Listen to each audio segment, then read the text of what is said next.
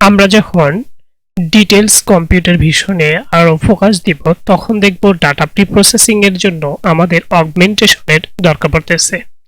তো ইমেজে বিভিন্ন উপায়ে আমরা অগমেন্টেশন করতে পারি, যেমন রোটেশন, স্কেলিং, ট্রান্সলেশন।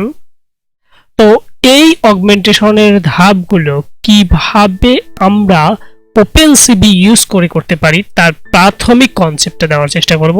অর্থাৎ যে কোনো একটা ইমেজ নিব, ইমেজ নিয়ে সেই ইমেজকে স্কেলিং কিভাবে করতে পারি, রোটেটিং কিভাবে করতে পারি এবং ফ্লিপিং কিভাবে। রোটেটিং মিন্স ফ্লিপিং, মানে ধরেন উপর পর্যায়ে রয়েছে, যেমন আমাকে সোজা ভাবে দেখছেন, তো ফ্লিপ করে আমাকে নিচে আমার মাথাটা চলে যাবে এবং বডিটা উপরে চলে যাবে ফ্লিপ করে। যদি আমার এক্স অ্যাক্সিস বরাবর ফ্লিপ করি, এখন আমার মাউথ স্পিকার হাতে ডান দিকে দেখতে পাচ্ছেন, তো ফ্লিপ করে বাম দিকে নিয়ে যাওয়া যায় কিভাবে। তো সেই কাজগুলো আমরা ওপেনসিবির মাধ্যমে কিভাবে করতে পারি সেটা দেখব। তো চলুন শুরু করি। ওকে, আমরা গতদিন যে ডাটা রিড করলাম সেটা হচ্ছে এটা ছিল আমাদের ইমেজ আরজিবি ভেরিয়েবলের ভিতরে। তো ইমেজ আরজিবি ভেরিয়েবলের ভিতরে যে ডাটাটা রয়েছে সেটাকে আমরা ফ্লিপ করব, ফ্লিপ করে নতুন ইমেজ তৈরি করব। নিউ ফ্লিপড ইমেজ ইকুয়াল, আমরা ওপেনসিবির মাধ্যমে ফ্লিপ করার জন্য একটা মেথড পেয়ে যাই, সেটা হচ্ছে cv2.flip মেথড।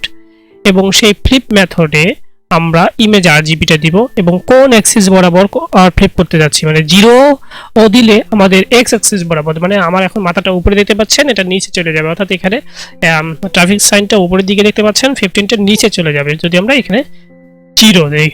এক্স অ্যাক্সিস বরাবর ফ্লিপ করতে যাচ্ছি আমরা। এখন আমরা জাস্ট ইমেজটা শো করব। শো করার জন্য আমরা জানি plot.imShow, এখানে নতুন ফ্লিপড ইমেজটা শো করব। তাহলে দেখতে পাচ্ছেন আগে যে ইমেজটা ছিল সেটা ফ্লিপ করে এক্স অ্যাক্সিসে নিচে চলে গেছে উপরের পোরশনটা, আর উপরের পোরশনটা এখানে খুব সুন্দরভাবে দেখতে পাচ্ছেন নিচে চলে গেছে।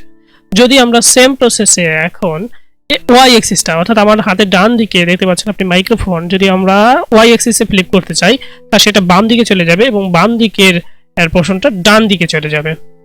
তো সেই কাজটা আমরা কিভাবে করতে পারি? নিউ ফ্লিপড ওয়াই ইমেজ, এখানে আমরা জাস্ট 1 দেব। এখন যদি আমরা এই ইমেজটা জাস্ট শো করি,